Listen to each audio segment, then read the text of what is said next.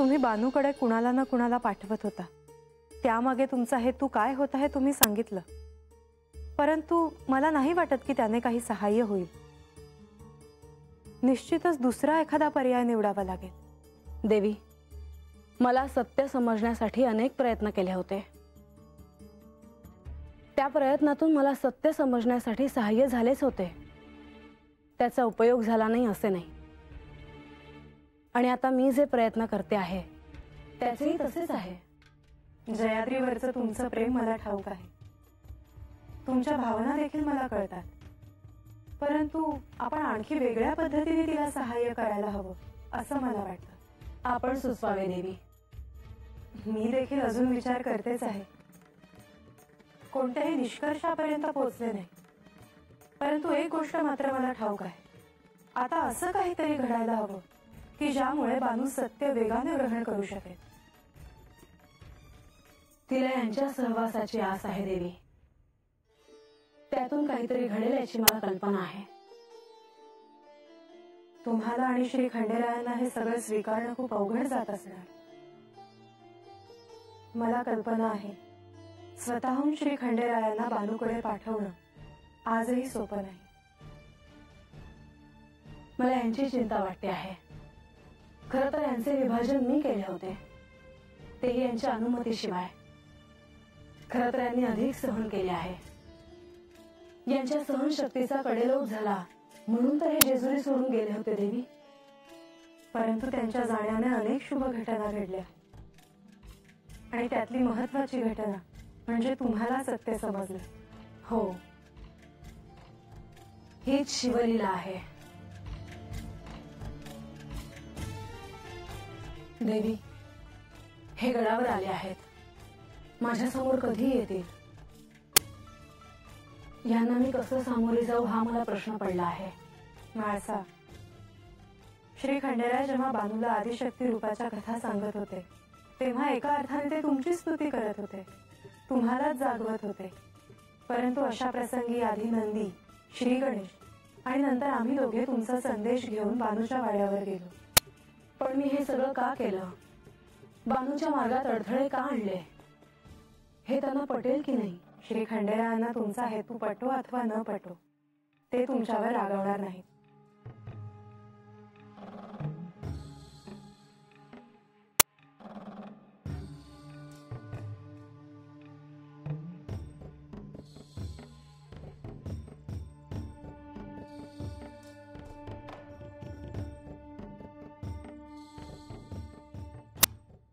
म्हाळसा, मी बानूला जेव्हा आदिशक्तीच्या कथा सांगत होतो तेव्हा तू जे अडथळे आणलेस ते मला आवडलेले नाही.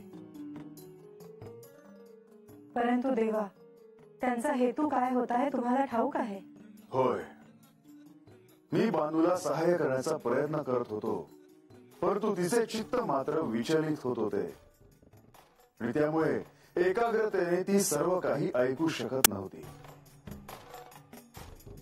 मला असं वाटत आहे की जे घडून गेलं त्याविषयी बोलण्यापेक्षा पुढे काय करायचं आहे त्याविषयी आपण बोलूया. हो, पण त्याआधी यांच्या मनात ज्या शंका असतील त्या दूर व्हायला हव्या. मुद्दा एवढाच आहे की सत्य काय आहे हे समजण्यासाठी आम्ही जेवढे तुला सहाय्य केले तेवढे सहाय्य आम्ही बानूला देखील करत आहोत.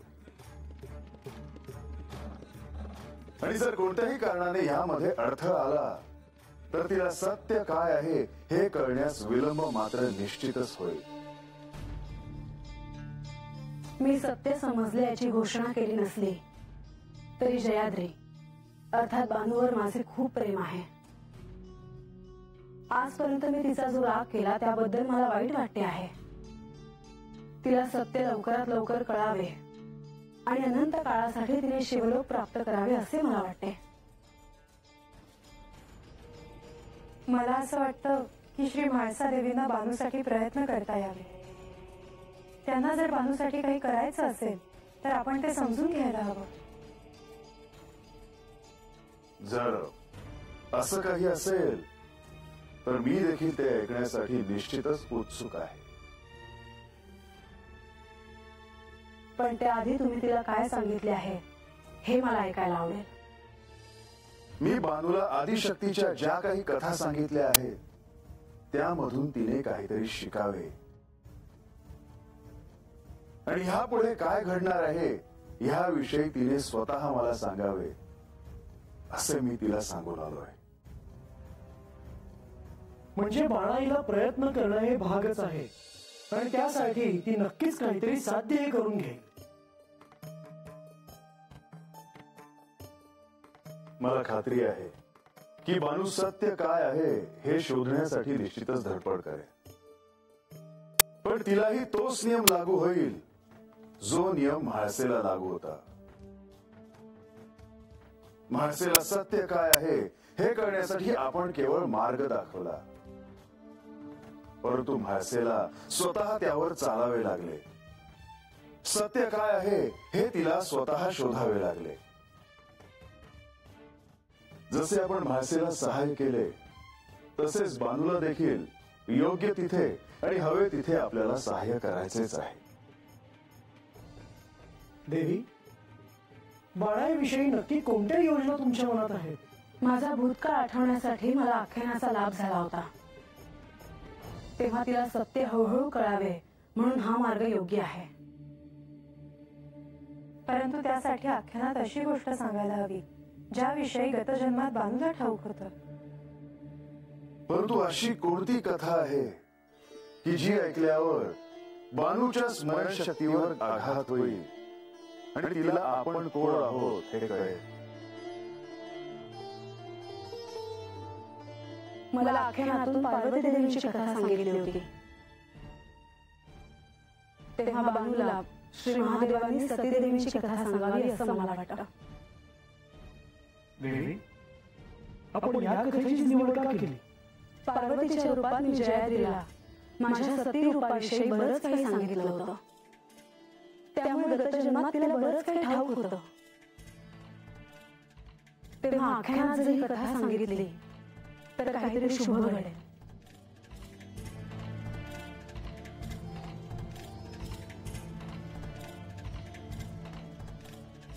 मी आत आलो तर चालेल का? या श्री गणेश.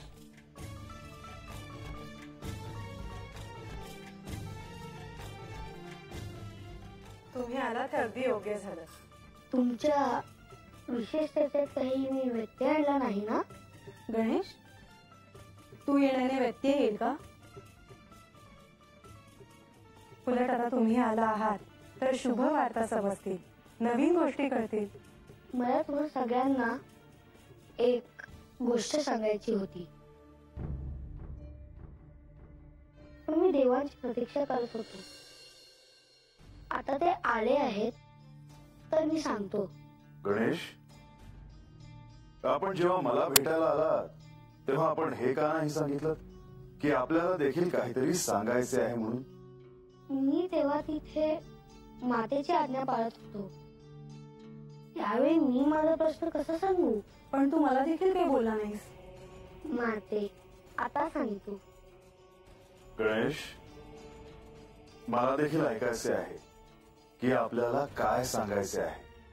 माते, आपल्या भेटीला सगळे आले, निघूनही गेले, पण रिद्धी सिद्धी थांबल्या आहेत. कारण देवगडावर नव्हते. ठरल्याप्रमाणे देवगडावर आल्यावर त्यांना जाण्याची अनुमती देता येईल. बरं, मग आता त्यांना इथून जाण्याची अनुमती आहे का? नाही. पण का? हो, मलाही हेच म्हणायचं होतं. श्री गणेश, श्री खंडेराय, श्री म्हाळसादेवी जे सांगत आहेत ते अगदी योग्य आहे. पण त्यांनी इथून जावे असे मला वाटते. परंतु गणेश, आपण असं का बोलत आहात?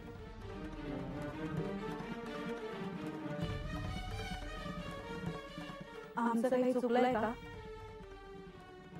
मला काय बोलायचं नाही. श्री गणेश, आता काय झाले हे आपण सांगणार आहात का? आता विलंब लावू नका श्री गणेश, लवकर सांगा. रिद्धी सिद्धी गडावर आल्या आणि त्यांचा आदर सत्कार झालाच नाही हे मला रुचलेले नाही. हो, हे खरंच आहे. खरंच यावेळी मला त्यांच्याकडे लक्ष द्यायला जमलं नाही, म्हणून तू रागवू नकोस. परंतु सर्वात महत्वाचे म्हणजे मला कोणीच तसे का नाही विचारले की मी त्यांना इथे थांबायला का सांगितले. मला समजले आहे. गणेश, रिद्धी आणि सिद्धी गडावर आहेत आणि माघ मासामध्ये आपला उत्सव आहे. तेव्हा असे असताना आम्ही कोणालाही कसे जाऊ देऊ. खरं आहे. उलट या महोत्सवाची निमंत्रण ही सगळ्यांनाच जायला हवी. देवा, श्री महासा देवी, आपली अनुमती असेल तर या माघ गणेशोत्सवाचं आयोजन करायला घेतो मी. बंधू, या अनुमतीची काय आवश्यकता? माघ मासातील गणेश उत्सव हा भव्य व्हायला हवा. आणि मी स्वतः रिद्धी सिद्धी यांना जेजुरी गडावर थांबण्याचा आग्रह करणार आहे. श्री गणेश, आता तरी राग गेला का तुमचा? हो, आता मला आनंद झाला आहे. बरं मला सांग, तुला रिद्धी सिद्धी रागवल्या का? नाही, उलट त्याच म्हणाला, रागवू नका, सगळे आपापल्या कामात आहेत. त्यांचं स्वागत करू, महोत्सव करू, त्यांनाही आनंद मिळेल. श्री गणेश, चिंता नसावी. आणि आम्ही देखील तुमच्या सोबत आहोतच. ह्या माघ मासातील श्री गणेशोत्सवाची सिद्धता जर श्री विष्णू आणि श्री महालक्ष्मी करत असतील तर हा उत्सव किती सुंदर होईल याची केवळ कल्पना देखील किती सुखावह आहे. आपण पाहतच राहाल. शुभस्य शीघ्रम. मी ही वार्ता रिद्धी सिद्धींना देऊन येतो. येतो मी.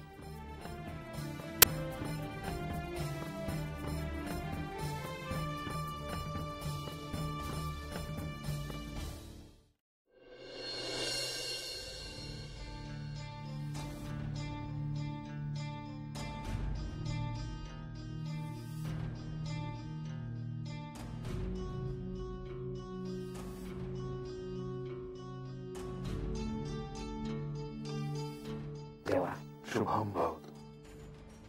हे बाबांनो, चला जावा. देवाचे एकांत हवा आहे. हा, या चला. देवा, काय असेल तर सांगा, येतो मी. चोरोपा, जी देवा, आज्ञा सर. चोरोपा, मला तुमच्यावर एक कार्य सोपवायचे आहे. काय जी? चोरोपा, भयाचे काहीच कारण नाही. हे असे कार्य नाही की जेणेकरून तुम्हाला हा जेजुरी गड सोडून जावा लागेल. देवा, तुम्ही सांगाल तसंच होईल. आता तुमची सेवा करायचं आम्ही हात आहोत. आमचं भाग्यच आहे बघा. मला ठाऊक आहे, जसा ह्या प्रजेचा माझ्यावर आणि म्हाळसेवर जीव आहे तसंच आम्हाला आमची ही प्रजा अत्यंत प्रिय आहे.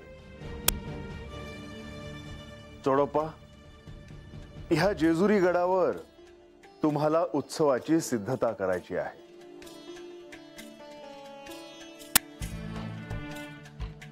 उत्सव? होय, ह्या जेजुरी गडावर ह्या मासात येणाऱ्या गणेश चतुर्थीचा उत्सव साजरा करायचा आहे.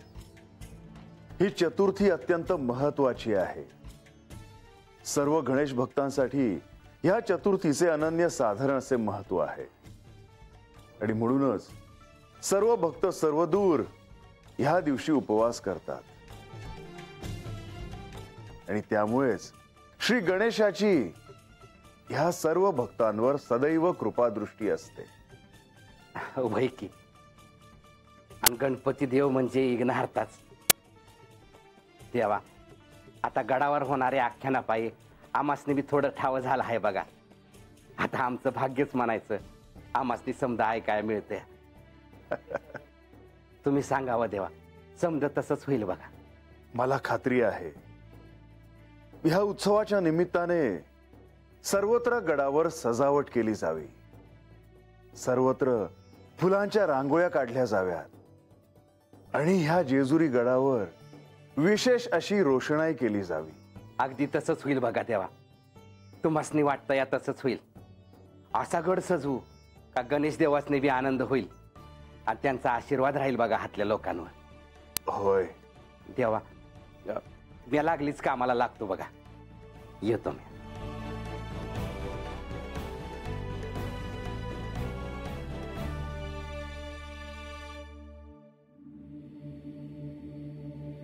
अरे ये गणूबा राघोबा, अरे कुठं आहेसा तुम्ही? अहो रागव नका जी. त्यात काय झालं, आम्ही करीपाटावर गेलो होतो तर समजा चांगलं चाललं आहे का नाही ते बघितलं ना हात आलो. तुम्हासनी काय सांगितलं होतं मी? हा, आता गडावर देव जे सांगत्याल ते ऐकायचं, त्यासनी काय हवं काय नको ते बघायचं.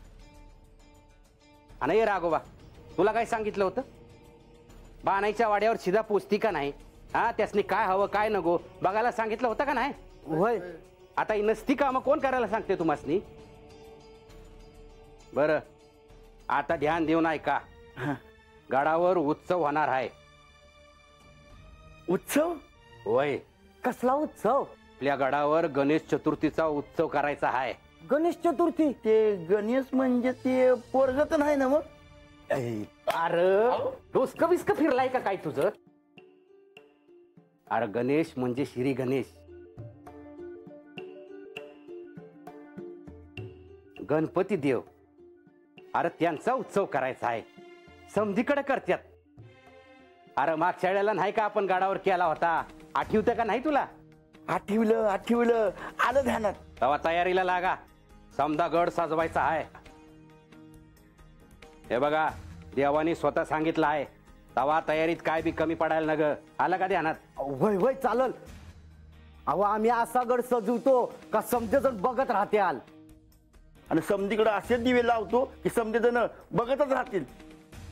वय, आणि गणेश देव जिथं बी असत्याल तिथून बघत्याल तर त्यासनी लई आनंद होईल. होय होय, आणि त्यांचा आशीर्वाद हातल्या समध्या लोकांवर राहील. अंगाशी. चला मग लागा कामाला. चला बिगी बिगी कामा करा.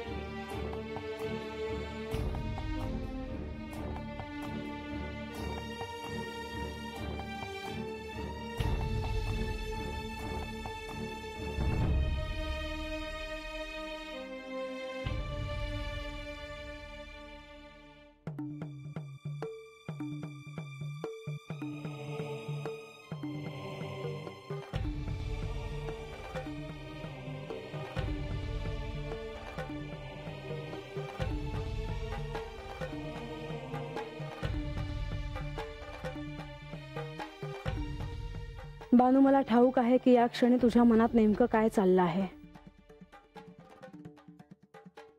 कारण यापुढे तुला तुझ्या आत्मज्ञानाचा प्रवास पुढे न्यायचा आहे. बानू, आता यापुढे तुझ्या आत्मशोधाचा पुढचा प्रवास सुरू होणार आहे. हा या शिवलीलेचा एक नवा अध्याय जणू असणार आहे. बानू, आता तुला खऱ्या अर्थाने तू कोण आहेस हे शोधून काढण्यासाठी प्रयत्न करावे लागणार आहेत.